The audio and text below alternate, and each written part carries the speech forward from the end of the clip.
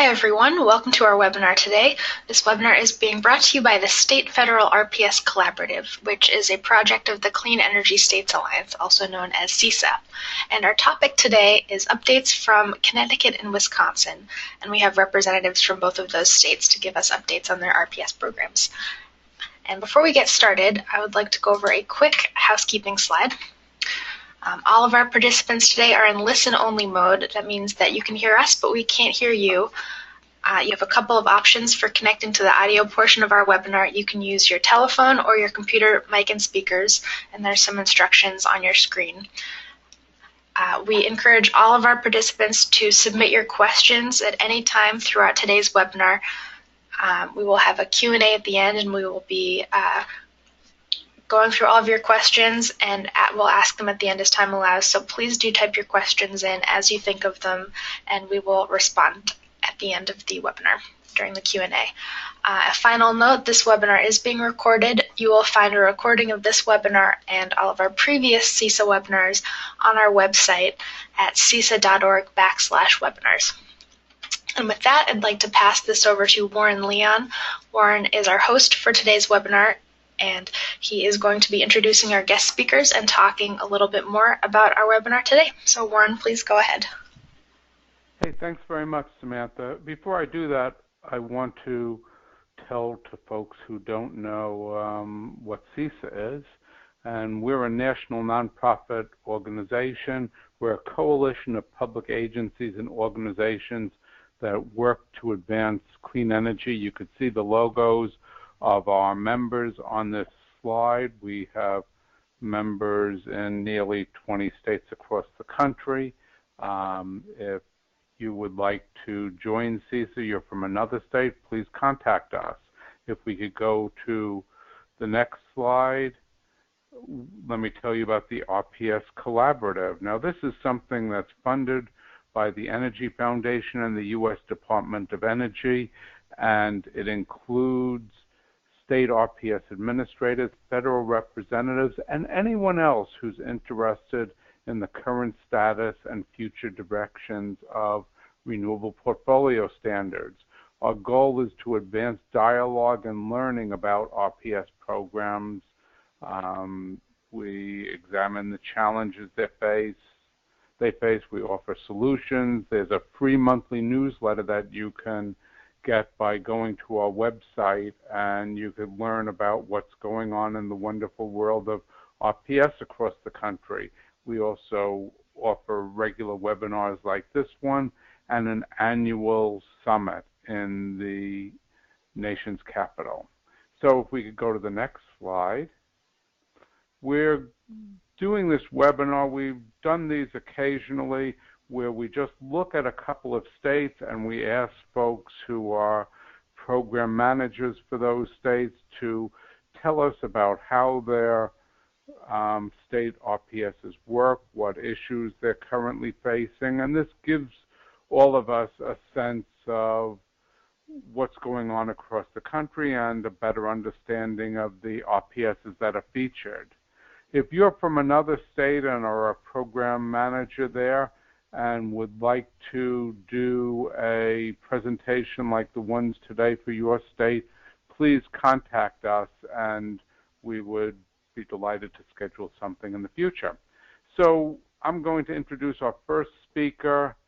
She's going to then speak. I will introduce our second speaker before his presentation. Our first speaker today is Teddi Ezzo from the Connecticut Department of Energy and Environmental Protection's Bureau of Energy and Technology Policy. In her work there, she provides analysis and policy recommendations concerning alternative energy. She's an accountant by trade, having worked mostly in the manufacturing sector. She came to the utility arena 5 years ago, and after arriving in Connecticut state government, she quickly immersed herself in the renewables sector, learning and analyzing the compliance aspect first, then moving into the growing world of renewables. She received an MBA in management from the University of New Haven and a bachelor's in accounting from Takeo Post University. Teddy's going to talk for about 15 or 20 minutes about Connecticut. Then Andrew will talk for about 15 or 20 minutes about Wisconsin, and then we'll take your questions. So if you think of questions as we're going along, please type them into the question box. Teddy, you're on. Thank you, Warren. Greatly appreciate the opportunity to represent Connecticut. Giving you a quick overview of what we do here in Connecticut. Okay, in Connecticut we have 3 classes of renewable sources. We call them Class 1, Class 2, and Class 3, very simple. Our first year of compliance was 2004, and we have evolved as the market has evolved. We are part of the NEPOOL GIS in New England, which encompasses 6 states. Our energy comes from the ISO. And we've had a lot of evolution, as many states have. The Class 1 and Class 2 were implemented in 2004 for our first year of compliance. Sorry, I have fast fingers here. Class 3 was implemented in January of 2007, following Statute 16243Q. In our 3 classes, we offer, in Class 1, we have solar, wind, fuel cell, run-of-the-river less than 30 megawatts and in operation after July 1st. We have biomass, geothermal, LMG, ocean thermal, a lot of the standard that a lot of the states have for Class 1. There's nothing really that's out of the ordinary for our Class 1, except for fuel cell. Connecticut is one of, I think, only a few states that have an RPS that allow fuel cell to be considered Class 1. Our Class 2 sources, a much smaller list. In 2013, Public Act 13303 changed our Class 1 run-of-river from less than 5 megawatts to less than 30 megawatts, but Class 2 stayed at the less than 5 megawatts, and it has to be constructed prior to 2003. And Class 3 is combined heat and power, also known as CHP. Also, Public Act 13303 in 2013 took our conservation and load management and made some adjustments so that if it's ratepayer-based, if it's funded through ratepayer programs, it is no longer considered a renewable source, a Class 3 renewable source. It has to be non-utility conservation, just something that's going on out there and not ratepayer funded. Let's see. We also have our compliance schedule.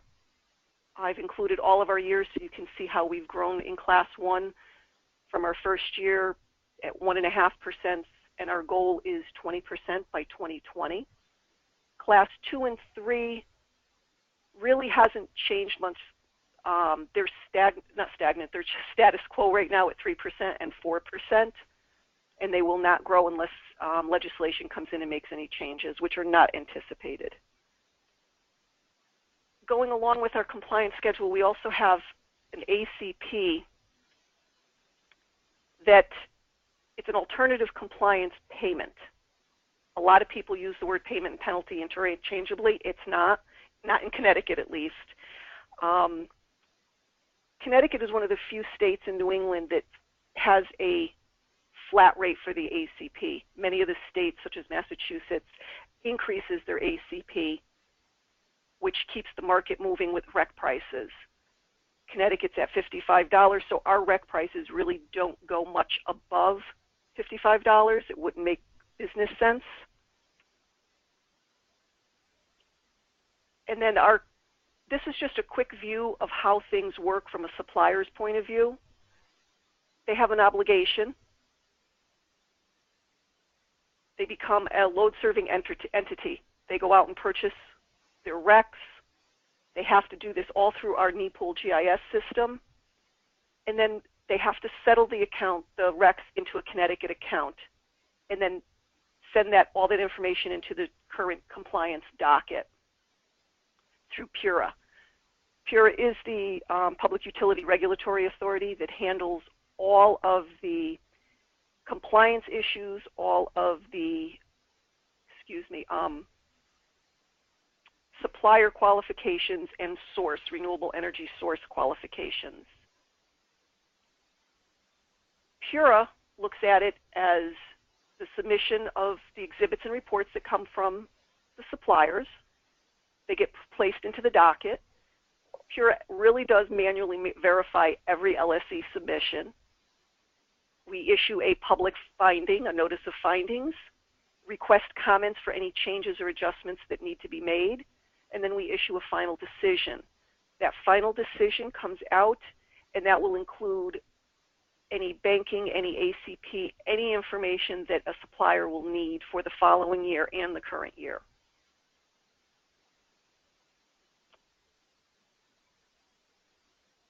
Connecticut's RPS has a few items that are strictly Connecticut related. Connecticut offers a 5th quarter compliance, meaning that a supplier can purchase RECs in January through March of the following year and use them for the prior year compliance. This was in place prior to any banking, and this is still in place as of today. Connecticut also is one of the few states that allows for vintage biomass plants. Biomass plants that have been in operation since in the 90s are eligible for renewable REC energy certificates in Connecticut. Connecticut offers banking of RECs, but that is limited to 30% of the load that the entity is carrying. And those RECs can only be banked for 2 years. If they do not use them in the 2 years, they forfeit them. If they have RECs over 30% of their load, they're forfeited. They cannot bank any more than the 30%. Connecticut, in 13303, Section 1, disallows RECs that are used in another state's RPS program or goal. I'll discuss this a little bit on the next slide. That has a lot to do with imports, and there was a lot to do with Vermont a couple of months ago. And then Connecticut also requires that RECs be physically settled into a Connecticut account in the NEPOOL registry. If the supplier banks them or just leaves them in an account and doesn't put them in a Connecticut account with the settled status, they will not be qualified for compliance. We've had quite a few issues with that over the past couple of years, and we're very adamant on that. And now going back to Public Act 13303, Section 1, which stated that no RECs can be used for Connecticut compliance that have been used towards a goal or an RPS in another state. There was no double counting allowed. This raised a bunch of red flags, being that Vermont is the only New England state that does not have an RPS currently. And it looked like it was a goal. Their speed program, when you glanced at it, they said they needed to be at a certain amount of renewable energy. Therefore, oh, wait a minute, that might be double counting. PURA reviewed very in depth the speed program and came to the conclusion that it's a snapshot in time. There was a speed snapshot in 2012, and then there will be another one in 2017. There were certain parties that brought speed forward to the FTA to see if it was an issue, and it was not, and Connecticut stands behind that ruling in believing that it is not double counting, but if Vermont does not have an RPS by 2017, PURA will review it again and see where the status is. And to my knowledge, Vermont is in the process of sending an RPS through their legislation, I think we're waiting to hear if it'll be coming out the end of this month. And then Connecticut right now in legislation, it's being considered what's affectionately known as SHREC, the Solar Home Renewable Energy Credit. And that's under House Bill 6838. And we want to increase Connecticut Green Bank residential solar program from 30 megawatts to 300 megawatts by 2022. And it's a matter of a competitive rate for residential customers where the incentive decreases over time, and the EDCs will purchase the RECs from the Green Bank under a master agreement. And then the funding that the Green Bank receives from selling those RECs will be put back into the program to keep it going so that it can continue. It's similar to our small ZREC program, which is zero emissions renewable energy credits. And we are waiting to see what will come of that before the end of this legislative session. And I believe that is the end of my slides. Thank you very much for the opportunity. Hey, thanks, Teddi. That gives us a good picture of Connecticut. I received a couple of questions, but if folks have others, send them in because there will be time for questions after Andrew gives his presentation. And let me tell you a little bit about him. Andrew Kell has worked for the Public Service Commission of Wisconsin for 5 years as a program and policy analyst. And in that role, he's concentrated in the areas of renewable energy policy, demand response, and energy efficiency and wholesale markets. He's also worked on utility security and emergency management issues such as cybersecurity. He's a member of the MRETS Board of Directors. MRETS is a tracking system in the Midwest. He's co-chair of the Organization of MESO States Demand Response and Technology Work Group, and he's an alternate to the Public Service Commission's commissioners on the Wisconsin Homeland Security Council. He graduated with a Master's of Public Administration in Energy and Environmental Policy from the La Follette School of Public Affairs at the University of Wisconsin-Madison. So with that, let me turn it over to Andrew to tell us about the Wisconsin RPS. Thanks, Warren. Can you hear me? Yes. Yes, we can, but maybe slightly louder would be good. Okay, I'll try to talk loud. Well, first of all, I just wanted to thank CISA for putting on these webinars as well as the annual RPS Summit. I attend those regularly and get a lot out of them. If you haven't had the opportunity to attend yourself, I highly encourage you to do so. And thank you to Warren and Samantha for organizing all of these events. And with that, I will get into the presentation. So this first slide is an overview of legislation that created the RPS here in Wisconsin. There was an initial RPS created in 1999 that required all electric providers to achieve 2.2% of their load from renewable energy, and load meaning retail electric sales to their Wisconsin customers. That had to be achieved by 2011. However, in 2005, there was a new RPS passed that established a statewide goal of 10% of load to come from renewable energy by 2015, which is driven by electric provider requirements.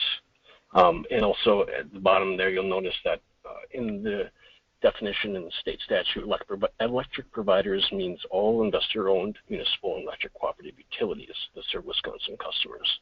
So all utilities that serve customers in Wisconsin have obligations under the RPS here. And there's a couple of references to state statute and Wisconsin Administrative Code that are applicable to the RPS. So again, the two main components of the RPS here is a statewide goal of 10% by 2015, which is then driven by individual renewable energy requirements for each electric provider. And that is, there's a baseline period that was observed, 3-year average from 2001 to 2003 that established a renewable energy baseline for each individual electric provider. And from the years 2006 through 2009, each electric provider had to sustain that baseline. If they went above and beyond that, they could bank that forward each and every year. And I'll go into the specifics a little bit later on. From 2010 to 2014, electric providers had to go 2% above and beyond their baseline. And then starting in 2015, they must reach 6% above and beyond their baseline and maintain that through 2015 and thereafter. This is a list of all the electric providers in the state of Wisconsin and their individual baseline 2010 and 2015 levels. There are actually 118 electric providers in the state. However, there are a couple of aggregator entities in Dairyland Power and WPPI, and they aggregate several municipal and cooperative electric utilities underneath them. So for each one, you'll see that their baseline that was observed in a 3-year period from 2001 to 2003 is there. You add 2% to get to the 2010 level, and then 6% above and beyond the baseline to get at the 2015 level. There are 4 exceptions, and I will touch on that in just a little while. Some of the key rules for the Wisconsin RPS. So all renewable energy must serve Wisconsin load, and we can make sure of that because all facilities must be certified by the PSC here. So basically all utilities must come to PSC with an application to certify a facility, and we review that to make sure that it is either a generator that is owned and operated by a utility that is serving Wisconsin load, obviously, or that they have a power purchase agreement with an independent power producer. So we will go through and make sure that all the criteria are met, and also we do not allow independent power producers to directly certify with us, so the request must come directly from a utility. Individual utility customers that own renewable resources that want to qualify for the RPS, they come to us directly now as well, and I'll touch on that in a little while. All electric providers must use the chosen tracking system to show their RPS compliance activity, and the Midwest Renewable Energy Tracking System, or MRETS, was selected a while back. There was a predecessor called Wisconsin RRC Tracking System before that was limited to the state of Wisconsin. However, the state decided that it was reasonable to join a regional tracking system, and that was done sometime in the 2008 period. RECs may be banked and traded if they come from renewable energy facilities that were in service after 2003. So it has to be after that baseline period. If that facility generates electricity and creates associated RECs, then electric providers which own those RECs can bank those forward up to a maximum of 4 years after they are created. To create the formula for the REC retirement value for electric providers each and every year, we will look at the compliance percentage, go back to that chart for each individual electric provider, and multiply it by the previous 3-year average of total Wisconsin load for that individual electric provider. And that equals the REC value that electric providers must retire to show for their compliance obligation. Like many other RPSs out there, 1 megawatt hour equals 1 REC, and that's regardless of the renewable resource that it comes from. There are 2 notable exceptions to this rule. First one is pertaining to baseline hydro facilities. So if a hydro facility was used by Wisconsin electric provider in that baseline period, that amount of production that was observed in that period, the annual average, is given value each and every year. And this acts as a hedge against any particular drought that may lead to less production. But it also, of course, if they produce every year above and beyond that average, they don't receive that credit. So it's kind of a compromise that was reached with regards to average hydro facilities. The other exception of note is a displacement facility, which is a term for a customer-sited renewable resource. And this could be a traditional renewable generator such as solar PV or a biomass facility on a customer's site. It could also be a measure that utilizes the renewable resources and avoids electric generation and use. So basically the statutory requirement here is that these displacement facilities will only get credit to the extent they are avoiding electricity from conventional resources. So there will be a reduction in the REC value per megawatt hour, and that will be determined each and every year. Right now it is about 90%. So if a generator or a displacement facility displaces 100 megawatt hours of electricity, they will receive 90 RECs.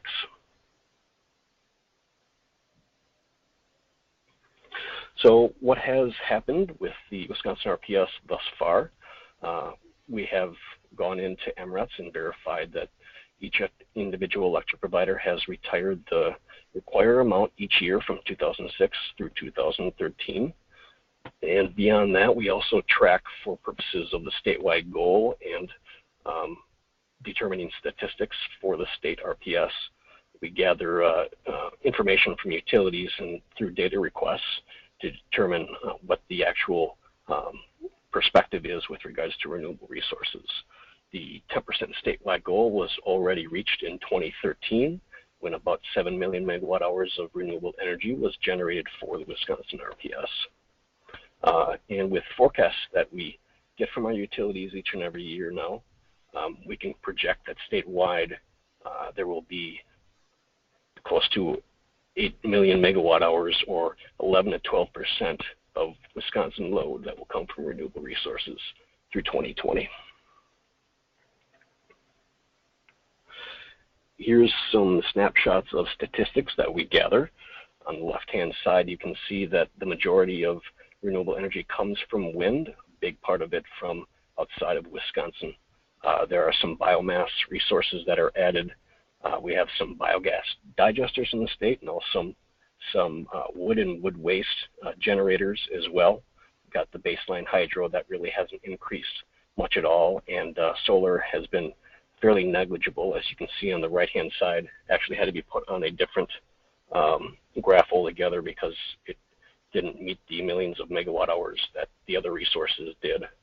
So yes, on the right-hand side, you can see from 2010 to 2013, we've gathered statistics to show the growth of renewable resources over time. Wind has continued to grow for the Wisconsin RPS, whereas hydro and biomass have stayed relatively flat the last few years, and solar has been somewhat negligible, and this does not include customer-sited PV that has not been registered for the RPS, which utilities can choose not to register a particular facility.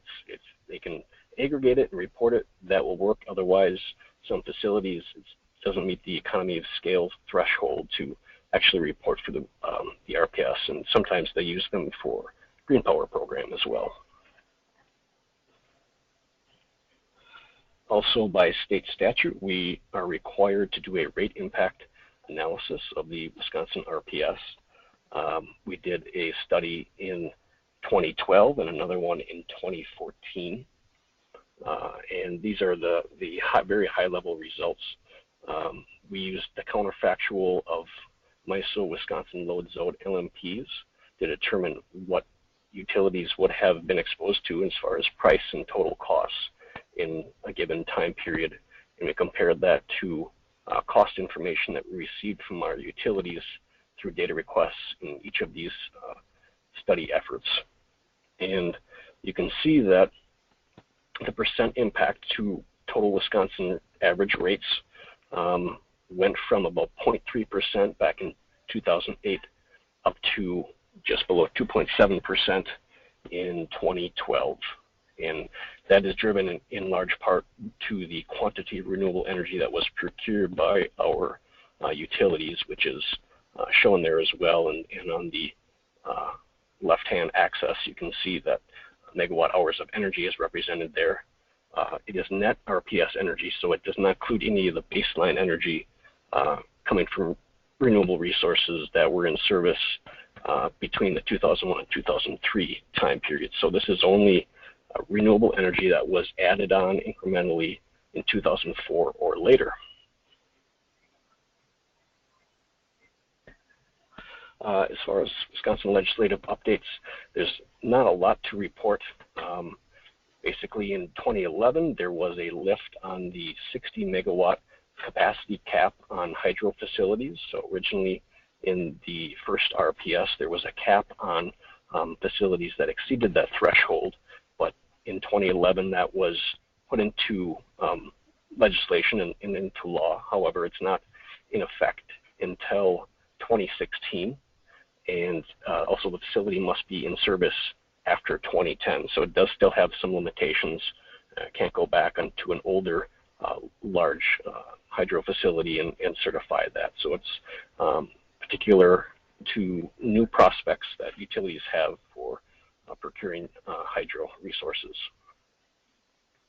Also in 2013, there was a freeze in renewable energy requirements for 4 particular utilities. And basically the law has stated that for utilities that had 12% or higher in their baseline, that they did not have to reach the 2015 additional jump like all the other electric providers have to reach. They still have to go 2% above and beyond their baseline, 2010 and beyond. But once that jump comes in 2015 for all the other electric providers, that this would not be applicable to 4 particular utilities that met this threshold. And the reason why some of these utilities had higher amounts of renewable energy was because they had a lot of hydro in their portfolio at the time. Finally, in 2013, there was a lift on an in-service date requirement for displacement facilities.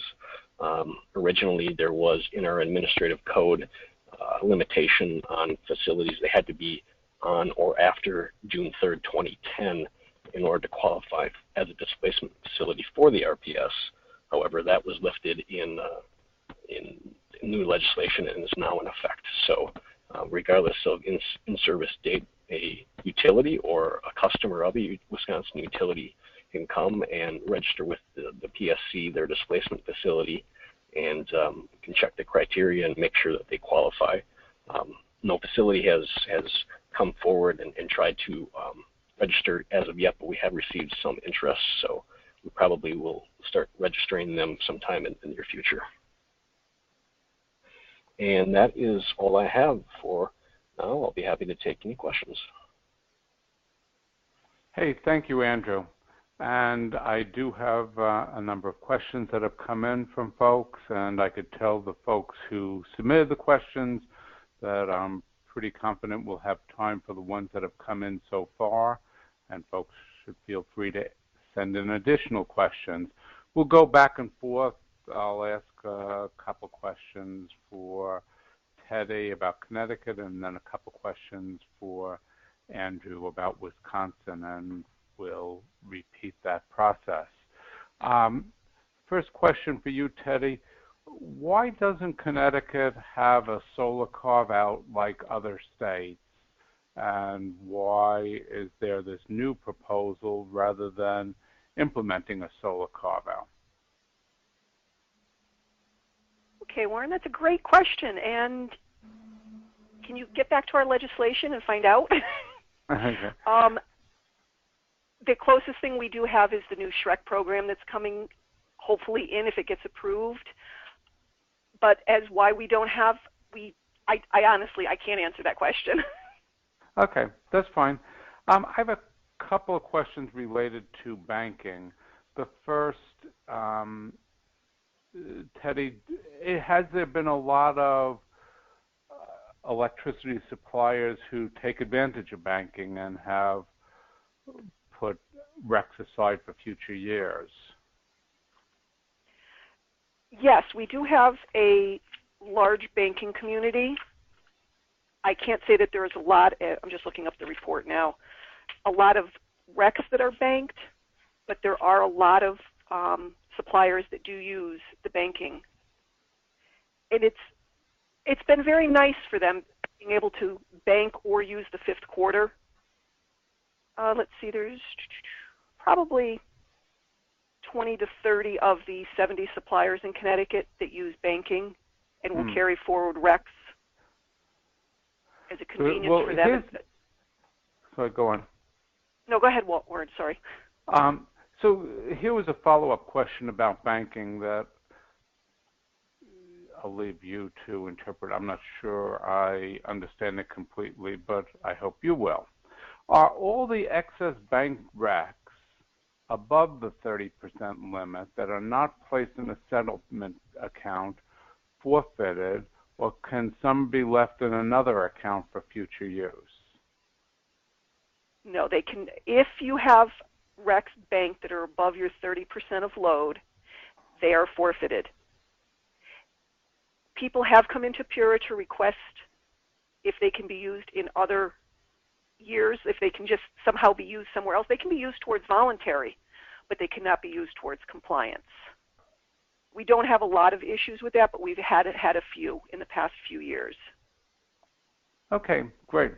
I have a couple of questions for Andrew, but they're going to require, Samantha, if you could put his slides back up. So, the first question, well, we wait for that to happen. Great. If we go back to the slide about the annual rec retirement formula. One more back. Yes. No, you just had it. Right there. Andrew, someone asked if you could explain that a little more fully. Partially, they were confused by what you meant about rec value. Was that meaning the number of recs, the percentage of recs, or the price of recs? Could you explain this formula again? Sure. With regards to the term rec value, again, that is 1 megawatt hour equals 1 rec, with the two exceptions that I stated, specifically with hydro, for example. Utilities will report their actual hydro production to MRETs. And then, if they decide that they're going to use the recs that are created for the hydro facility, there was a conversion process for the Wisconsin RPS that applies a ratio. And if there was overproduction in 1 year, higher than average, it will be a ratio less than 1, so that the actual amount is trued up to the actual value of the recs related to the average baseline that was generated from 2001 to 2003. So, and then the opposite, if they had a drought or something in which the average generation was more than what actually occurred. So that's the only reason why I put rec value here. If you wanted to simplify it, you could say equals required recs needed for retirement, and just strike value out of there.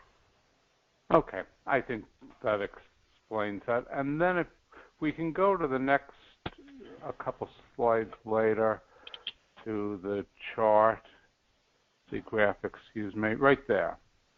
And what someone was asking, why did actual RPS energy exceed the statutory requirement? What's the incentive? Yeah, that's a good question. We've asked our utilities about this.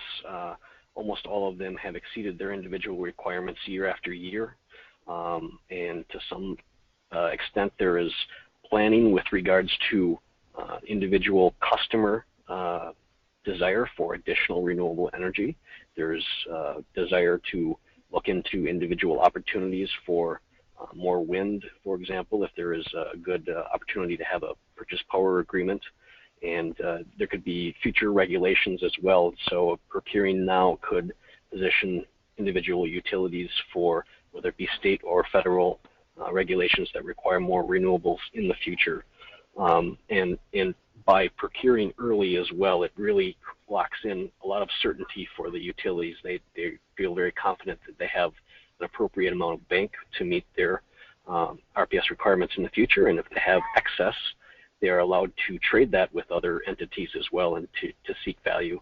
And another thing to note here is, if you notice the top line and the bottom line in general, there's a gap between the two, and if you were to add up the cumulative difference or gap there, that represents an approximate statewide bank of RECs that are available for our utilities to use for Wisconsin RPS in the future, and that totals up between 10 to 15 million RECs right now. So there is an adequate amount for our utilities to meet in the future, and even if they were to go below that red line that represents future requirements, they would be able to draw from the bank from previous years.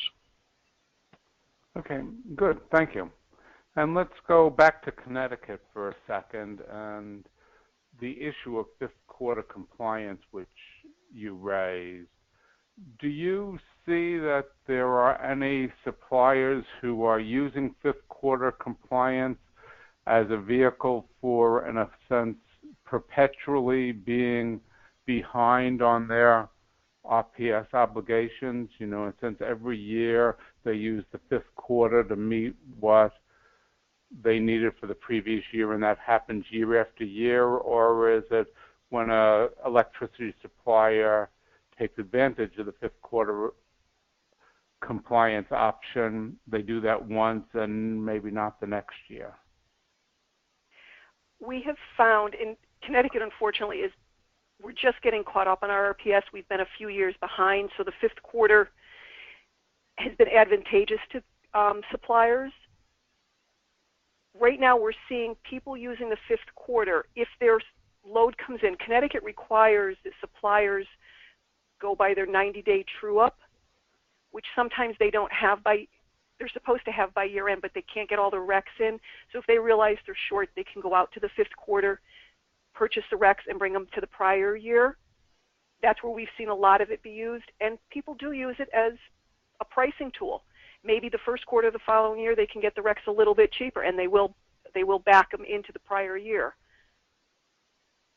Okay, good. Somebody wrote in to ask, doesn't Connecticut count Quebec Hydro as Class 1, and isn't that unusual? Connecticut does not count Canadian Hydro or Quebec Hydro as Class 1.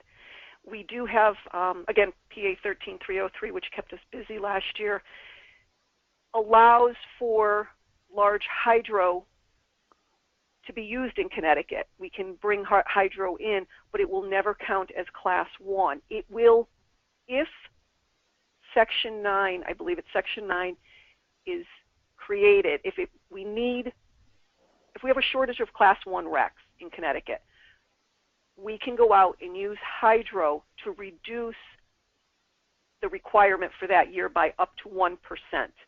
So if we're in 2015, which is 12.5%, and we have a REC shortage, and hydro is in place and being used in Connecticut, we can take it down to an 11.5% requirement for the RPS.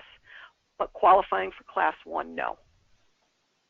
Okay, and one other one, the same person writes in, what is the rationale for no longer counting ratepayer-funded renewable energy projects as Class 2? Well, they would be Class 3. Conservation and Load Management ratepayer-funded was Class 3, or CL&M. Right. Yeah.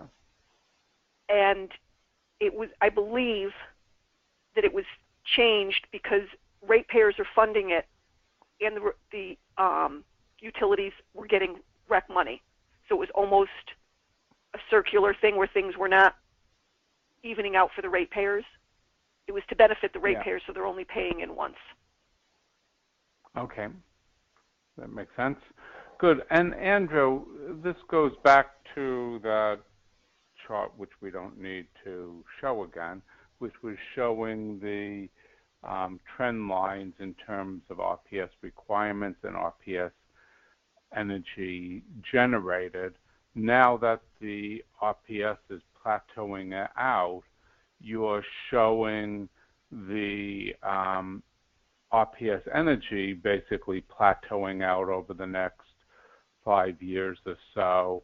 Does that mean you assume that without additional RPS support, no additional renewables will come online in the state because without the RPS support, it's not cost competitive?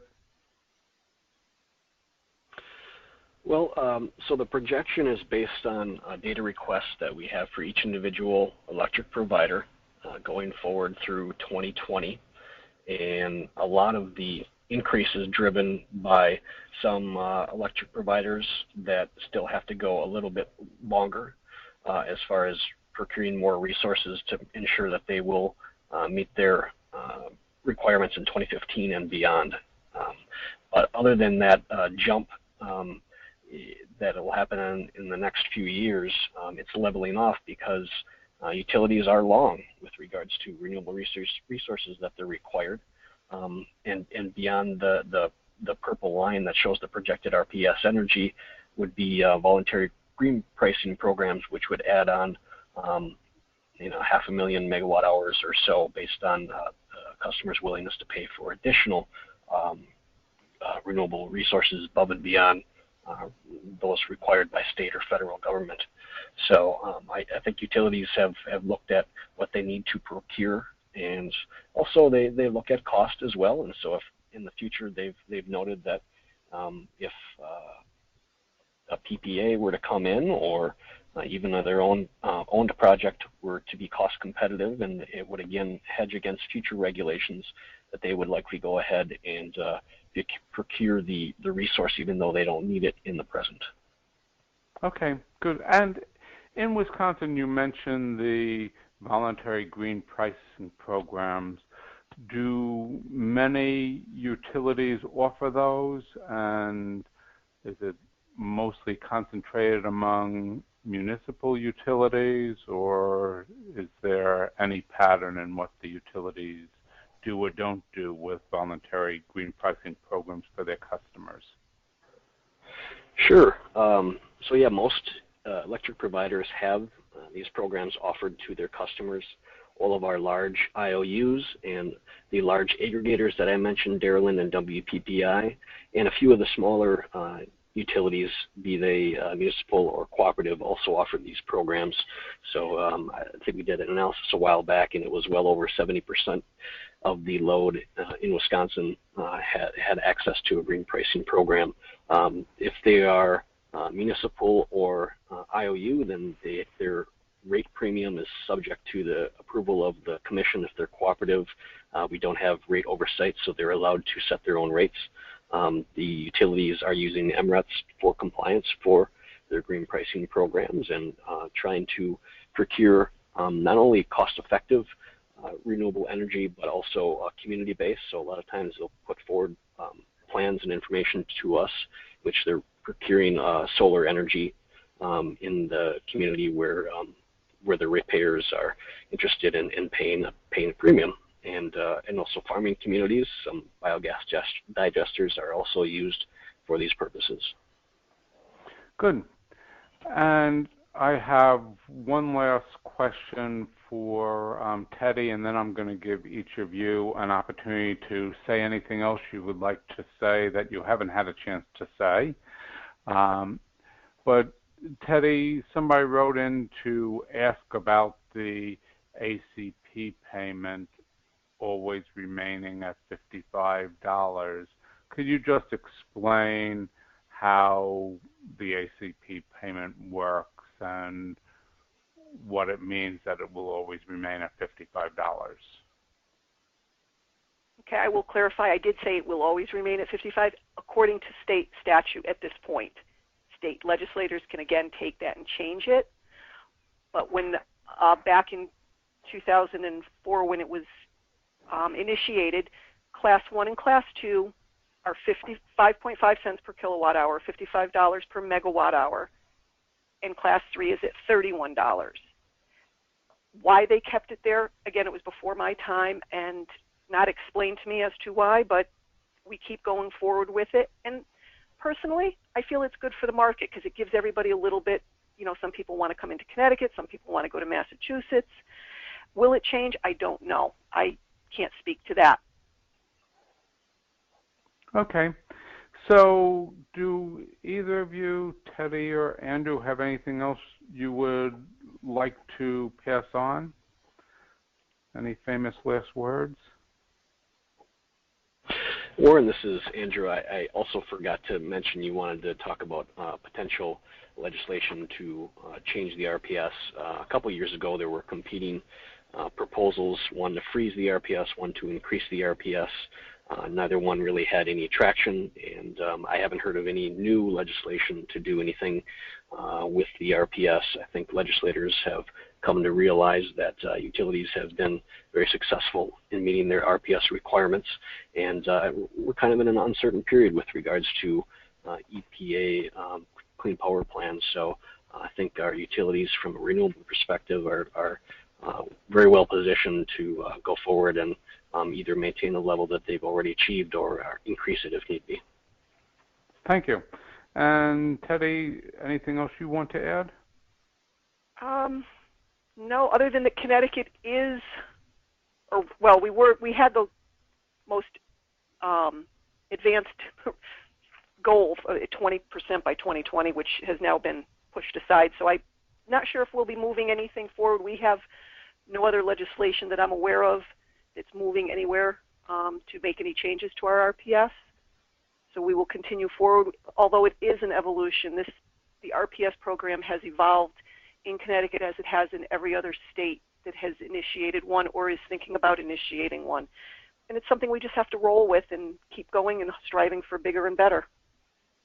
Hey, those are good last comments, and it is a good reminder that that has been the pattern in most every state, that once an RPS has been put in place, it does need some sort of periodic look and sometimes some modifications.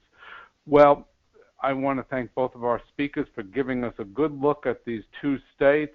The webinar will be posted on our website, and if you're from another state and want to do a similar presentation on your state's RPS, let me know. We'll be back to all of you with news of upcoming webinars, events, and activities in the world of renewable portfolio standards. Thank you all for joining us today.